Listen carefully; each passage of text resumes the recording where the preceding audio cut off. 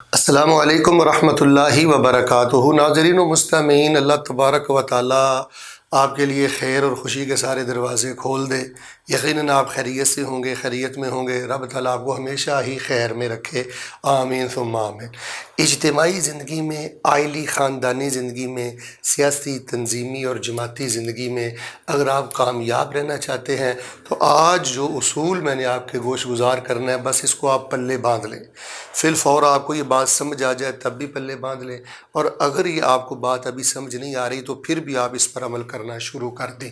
وہ بات میں نے آپ کو یہ بتلانی ہے کہ زندگی میں اگر آپ کا کسی سے اختلاف ہو جائے، کسی رشتہ دار سے، کسی دوست سے، کسی تنظیمی سے، تو جس بات پہ آپ کا اختلاف ہوا ہے بس اسی اختلاف پہ رک جائیں اور اسی پر اپنی دلیل دے دیں، اور اسی پر اگر آپ نے کو علیحدگی اختیار کرنی ہے تو علیحدگی اختیار کر لیں۔ ایسا ہرگز نہ کریں کہ کسی ایک جزوی مسئلے پر آپ کا کسی سے اختلاف ہوا ہے تو آپ نے اس کی ساری شخصیت کا ستیہ ناش کر کے رکھ دیا، آپ نے اس کی ساری خدمات کا قتل کر کے رکھ دیا، اس کا آپ کے ساتھ جو اسلامی ایک رشتہ ہے آپ نے اس کا تقدس ہی پامال کر کے رکھ دیا۔ میں نے دیکھا ہے کہ خاندانوں میں، تنظیموں میں، جماعتوں میں چھوٹے چھوٹے معمولی جھگڑے ہوتے ہیں، اختلافات ہوتے ہیں، اور اختلاف کے بعد بعض لوگ اپنے پہلے پیاروں پر اللہ کی قسم ایسے چڑھائی کرتے ہیں کہ سرکش گھوڑے بھی اس طرح خطرناک چڑھائی نہیں کرتے، درندے بھی ایسے نہیں نوچتے جس طرح وہ عزتوں کو نوچتے ہیں، اور ایک بندے کی پوری زندگی کی خدمات کو خاک میں ملا کے رکھ دیتے ہیں۔ تو آج میں آپ کے یہی گوش گزار کرنا چاہتا ہوں۔ مثال کے طور پہ میں آپ کو ایک مثال دیتا ہوں۔ کئی لوگ کہتے ہیں جی یہ بیوی ٹھیک نہیں ہے، یہ عورت بد زبان ہے، یہ عورت اپنی خامند کی خدمت نہیں کرتی۔ چلو جتنی اس کی کوتاہی ہے وہ تو اس کی آپ اصلاح بھی کریں، احتجاج ریکارڈ بھی کروائیں، اس معاملے میں کچھ سختی بھی آپ کر لیں ایک جائز حد تک، لیکن اس کے پردے کا حیا نہ کرنا، اس کی پاک دامنی کا حیا نہ کرنا، وہ آپ کے بچوں کی ماں ہے اس بات کا حیا نہ کرنا، وہ کسی کی بیٹی ہے آپ کے گھر میں ہے، کلمے کے نام پر ہے اس بات کا حیا نہ کرنا، اور جانوروں کی طرح اس کو اپنے گھر میں رکھنا۔ یا اسی طرح اگر خامد میں جو کوئی کمی کوتاہی ہے، اگر وہ ایک اچھا خامد نہیں ہے تو یہ ضروری نہیں ہے کہ وہ اچھا استاذ نہ ہو، یا اچھا سیاستدان نہ ہو، یا وہ اچھا بزنس مین نہ ہو، یا وہ اچھا عبادت گزار نہ ہو۔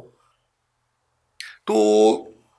انسان میں کوتاہی ہوتی ہے، انسان میں کمی ہوتی ہے، تو جتنی کمی ہو، جتنی کوتاہی ہو، خود کو وہیں پہ رکھنا چاہیے اور وہیں پہ اصلاح کرنے کی کوشش کرنی چاہیے۔ ساری خدمات کا بھی قتل نہیں کرنا چاہیے، اور یہ جو شخصیت ہے اس کا اور اسلامی رشتے کا تقدس بھی پامال نہیں کرنا چاہیے۔ اس سے پھر ایسی قدورتیں پھیلتی ہیں کہ کبھی صلح کی راہیں ہموار نہیں ہوتی، کبھی بھی پھر محبتیں اور آپس میں قربتیں نصیب نہیں ہوتی، اس سے دوریاں پڑتی ہیں، اس سے دراڑیں پڑتی ہیں۔ اور یقین کریں اس معاملے میں میں نے بڑے بڑے پڑھے لکھے لوگوں کو بھی اللہ کی قسم 100 میں 0 دیکھا۔ تھوڑا سا ان کے مزاج کے ناخوشگوار معاملہ ہو جائے بس پھر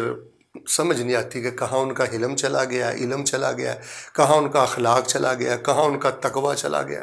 پھر ہمہ وقت کی غیبتیں ہیں، ہمہ وقت کی تہمتیں ہیں، اور بس پھر اس کی شخصیت کے درپے ہیں، اس کی عزت مباح ہے۔ بس پھر یہ ایک ذہن بنا ہوا کہ اب اس کا جینا ہم نے حرام کرنا ہے، دور بھی پھٹکی ہوئی ہیں۔ تو شاید کہ آپ میری بات کو سمجھ چکی ہوں گے کہ جو نقطہ اختلاف ہے وہیں تک آپ نے رہنا ہے اور وہیں پہ آپ نے دلیل دینی ہے۔ باقی انسان ہونے کے ناطے، مسلمان ہونے کے ناطے، شہری محلے دار ہونے کے ناطے، ہمسایہ ہونے کے ناطے، اور ایک قریبی ہونے کے ناطے آپ نے وہ جو سارے رکھ رکھاؤ ہیں ان کا آپ نے لحاظ بھی رکھنا ہے، خیال بھی رکھنا ہے۔ تو یہ ایک بہت بڑا اصول ہے، اس کو آپ زندگی میں اپنائیں، خود بھی آپ خوش رہیں گے اور انشاءاللہ آپ کو زندگی گزارنے کا لطف بھی آئے گا۔ اللہ تبارک و تعالیٰ مجھے اور آپ کو اس معاشرتی اور اجتماعی ایک اہم اصول کو اپنانے کی اور اس پہ اللہ تعالیٰ برقرار رہنے کی توفیق عطا فرمائے، آمین ثم آمین۔